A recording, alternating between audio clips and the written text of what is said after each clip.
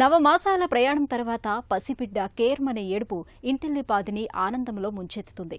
ఇక అమ్మ ఆనందానికైతే అవధులు ఉండవు.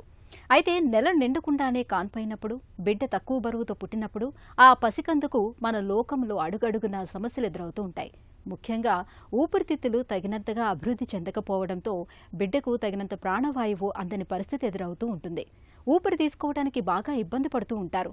పురిటి బిడ్డల్లో కనిపించే శ్వాస కష్టాలకు కారణాలు, వాటికి చికిత్స మార్గాల గురించి డాక్టర్ని అడిగి ఇప్పుడు తెలుసుకుందాం.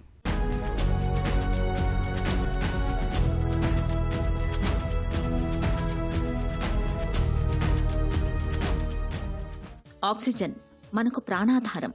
మనలోని కణకణానికి అణువణువుకు ఊపిరిని అందించేది ఈ ఆక్సిజనే. ఈ ప్రాణవాయువే లేకపోతే మనకు జీవితమే లేదు. వాతావరణంలో ఉన్నది 25% లోపే అయినా ప్రపంచంలోని ప్రాణికోటిని బతికిస్తున్నది ఈ ప్రాణవాయువే. అమ్మ కడుపులో ఉన్నప్పుడు బొడ్డుతాడు మాయ సాయంతో తల్లి రక్తం నుంచి పిండానికి నిరంతరంగా ప్రాణవాయువు అందుతూ ఉంటుంది. కాన్పయ్యాక పసిబిడ్డ కేర్మనే ఏడుపుతో ఊపిరితిత్తుల పని మొదలవుతుంది. ఇక అక్కడి నుంచి పసిబిడ్డ తనకు తానుగా తొలి శ్వాస నుంచి ఆక్సిజన్ని తీసుకోవటం మొదలవుతుంది. ఇంత కీలకమైన ప్రాణవాయువు విషయంలో పసిబిడ్డకు ఒక్కోసారి అనుకోని అవాంతరాలు ఎదురవుతుంటాయి. అమ్మ గర్భంలో ఉన్నప్పుడు మన లోకంలోకి వచ్చిన తొలి గంటల్లో చాలినంత ఆక్సిజన్ అందని పరిస్థితి ఎదురవుతుంటుంది. దీంతో మెదడుకు సరిపడినంత ప్రాణవాయువు అందక సమస్యల తాకిడి పెరుగుతుంటుంది. పసిబిడ్డకు శ్వాస కష్టం వెనక రెస్పిరేటరీ డిస్ట్రెస్ సిండ్రోమ్ వంటి కారణాలు ఉంటాయని చెబుతున్నారు డాక్టర్.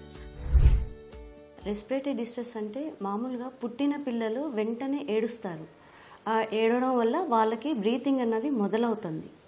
సో యూజువల్లీ ఫస్ట్ 10 నిమిషాల నుండి 15 నిమిషాల టైంలో నార్మల్ బ్రీతింగ్ అన్నది పిల్లల్లో వచ్చేస్తుంది.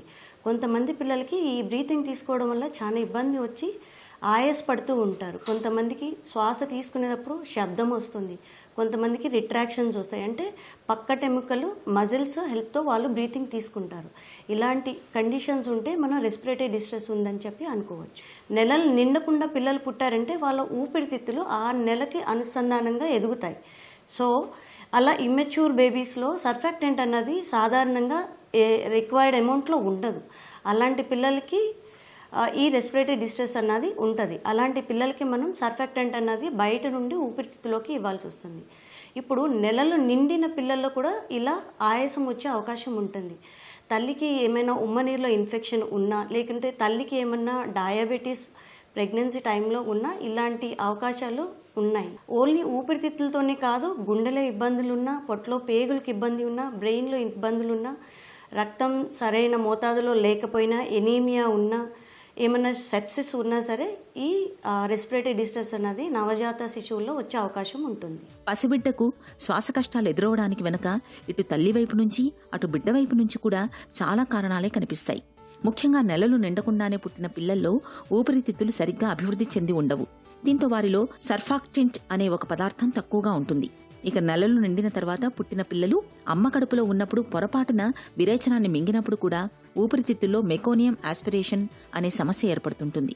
దీంతో కూడా పసిబిడ్డకు శ్వాస కష్టాలు పెరుగుతుంటాయి. ఇక గర్భిణీ దశలో తల్లికి హై బీపీ, షుగర్ వంటి సమస్యలు తలెత్తినప్పుడు, ఏవైనా ఇన్ఫెక్షన్లు సోకినప్పుడు, ఉమ్మనీరు ఎక్కువగా పోయినప్పుడు, మూత్రనాళ ఇన్ఫెక్షన్లతో బాధపడినప్పుడు, గుండె జబ్బు కూడా ఉన్నప్పుడు చంటి బిడ్డకు శ్వాస తీసుకోవడంలో ఇబ్బందులు ఎదురయ్యే అవకాశం ఉంటుంది. ఇక తల్లికి ఏ సమస్యలు లేకపోయినా కొన్నిసార్లు బిడ్డ బరువు ఎక్కువగా ఉన్నప్పుడు, సిజేరియన్ అయినప్పుడు కూడా పసిబిడ్డకు ఊపిరి సరిగ్గా అందని పరిస్థితులు ఎదురవుతుంటాయి. యూజువల్గా బేబీస్కి ఫస్ట్ ఫ్యూ అవర్స్లోనే మనకి ఈ రెస్పిరేటరీ డిస్ట్రెస్ అన్నది వస్తుంది. సాధారణంగా పొట్టలో ఉన్నప్పుడు పిల్లలు ఊపిరితిత్తులో ప్రెషర్ ఎక్కువ ఉంటుంది. పుట్టిన తర్వాత ఊపిరితిత్తులో ప్రెషర్ తగ్గుతుంది. ఇదంతా ట్రాన్సిషన్ అంటారు. కొంతమంది పిల్లలకి నిమిషాల్లోనే ఈ ట్రాన్సిషన్ జరిగిపోతుంది. కొంతమంది పిల్లలకి ఇది గంటలు పట్టచ్చు, కొంతమంది పిల్లలకి రోజులు పట్టచ్చు. సో ఆ ట్రాన్సిషన్ని బట్టి ఈ రెస్పిరేటరీ డిస్ట్రెస్ డిలే ట్రాన్సిషన్ అని అంటారు. కొంతమంది పిల్లలకి ఊపిరితిత్తులో ఉమ్మనీరు అట్లాగే ఉండిపోయి ఉంటుంది. మామూలుగా నవజాత శిశువులు పుట్టంగానే ఏడుస్తారు. ఆ ఏడ్చే ప్రెషర్కి ఊపిరితిత్తులో ఉన్న ఫ్లూయిడ్ అంతా క్లియర్ అయిపోతుంది. కొంతమందికి ఇలా క్లియర్ అవ్వడానికి టైం పడుతుంది. సో 2 నుండి 3 రోజులు టైం పడుతుంది. సో ఆ పిల్లలకి కూడా ఈ TTNB అంటారు, transient tachypnoea of newborn. So వీళ్ళు ఎలా ఉంటారంటే రెస్పిరేషన్స్ మామూలుగా 60 సార్లు నిమిషానికి తీసుకోవడం నార్మల్ ఈ నవజాత శిశువుల్లో.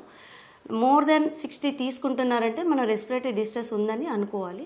అలా కాకుండా ఏమన్నా సౌండ్ వస్తుందా ఊపిరి తీసుకుంటున్నప్పుడు, లేదంటే ముక్కులు ఎగరేస్తున్నాడా లేదా డొక్కలు ఎగరేస్తున్నాడా, ఇలాంటివి చూసుకోవాలి. ఈ విధంగా డొక్కలు ఎగరేయడం కానీ ముక్కులు ఎగరేయడం కానీ నాయిజీ బ్రీతింగ్, గ్రంటింగ్ కానీ ఇలాంటివి ఏమన్నా వస్తున్నాయి అంటే కనుక మనం రెస్పిరేటరీ డిస్ట్రెస్ ఉందని నిర్ధారణ చేసుకుంటాము. దానితో పాటు మనం ఎక్స్రే తీయించుకోవాలి, లంగ్స్ ఎక్స్రే ఒకటి తీపించుకోవాలి, అండ్ బ్లడ్లో గ్యాస్ పర్సంటేజ్ ఎంత ఉంది, ఆక్సిజన్ పర్సంటేజ్ ఎంత ఉంది, కార్బన్ డైఆక్సైడ్ పర్సంటేజ్ ఎంత ఉంది అని ఈ పరీక్షలన్నీ చేసుకొని మనం నిర్ధారణ చేసుకోవాల్సి వస్తుంది. చంటి బిడ్డకు ఊపిరి సరిగ్గా అందనప్పుడు డొక్కలు ఎగరేస్తుంటారు. మాటిమాటికి ఎక్కువసార్లు శ్వాస తీసుకోవడానికి ప్రయత్నిస్తుంటారు. ఒకటే మూలుగుతుంటారు. చూడ్డానికి నీరసంగా కనిపిస్తుంటారు. అమ్మ స్తన్యాన్ని అందించినా పాలు తాగలేకపోతుంటారు. పరిస్థితి తీవ్రంగా ఉన్నప్పుడు బిడ్డ శరీరం అంతా నీలం రంగులోకి మారిపోతుంటుంది. ఇలాంటప్పుడు అత్యవసరంగా చికిత్సను అందించాల్సి ఉంటుంది.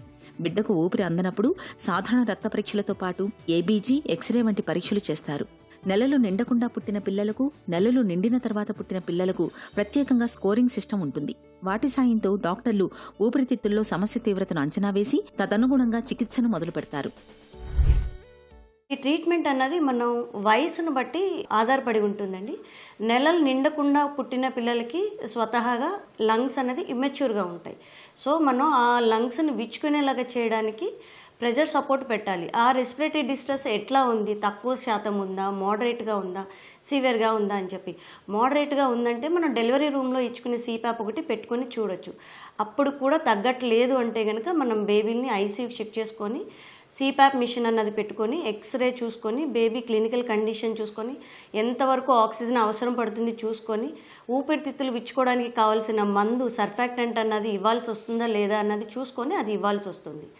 లేదు నెలలు నిండిన పిల్లలకి ఇలా రెస్పిరేటరీ డిస్ట్రెస్ ఉందంటే రెస్పిరేటరీ డిస్ట్రెస్ గల కారణాలు ఊపిరితిత్తులైన ఇబ్బంది ఉందా, లేదా సెప్సిస్ ఉందా, సెప్సిస్ ఉంటే యాంటీబయాటిక్స్ పెట్టుకోవాల్సి వస్తుంది, లేదా వేరే ఇతరత్ర గుండెకి సంబంధించిన ఇబ్బందులు ఉన్నాయా, బ్లడ్లో ఇన్ఫెక్షన్లు ఉన్నాయా, ఇవన్నది కూడా మనం ఒకదానికొకటి చూసుకొని దాన్ని బట్టి మనం ట్రీట్మెంట్ స్టార్ట్ చేసుకోవాల్సి వస్తుంది. పసిబిడ్డ ఊపిరి అందక ఇబ్బంది పడుతున్నప్పుడు సాధారణంగా ఐసీయూలో ఉంచి చికిత్స చేయాల్సి ఉంటుంది. నెలలు నిండకుండా పుట్టిన పిల్లలకు నిరంతరాయంగా ఆక్సిజన్ అందించేందుకు సీపాప్ పెడతారు. ఊపిరితిత్తులు త్వరగా అభివృద్ధి చెందడానికి, వ్యాకోచించడానికి వీలుగా బయట నుంచి సర్ఫాక్టెంట్ అనే పదార్థాన్ని ఇంజెక్షన్ల రూపంలో అందిస్తారు. నెలలు నిండిన పిల్లల విషయంలో ఊపిరితిత్తులో చేరిన విరేచనాన్ని తొలగించడంతో పాటు సీపాప్, అవసరమైతే వెంటిలేషన్ పెడుతుంటారు.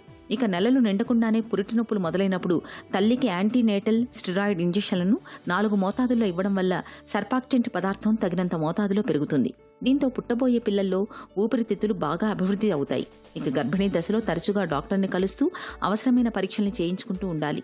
ఏవైనా ఇన్ఫెక్షన్లు సోకినప్పుడు ఆలస్యం చేయకుండా వాటికి చికిత్స తీసుకోవాలి. ఈ జాగ్రత్తలు పసిపిల్లల్లో శ్వాస కష్టాల్ని తెచ్చిపెట్టే సమస్యల్ని చాలా వరకు నివారిస్తాయి.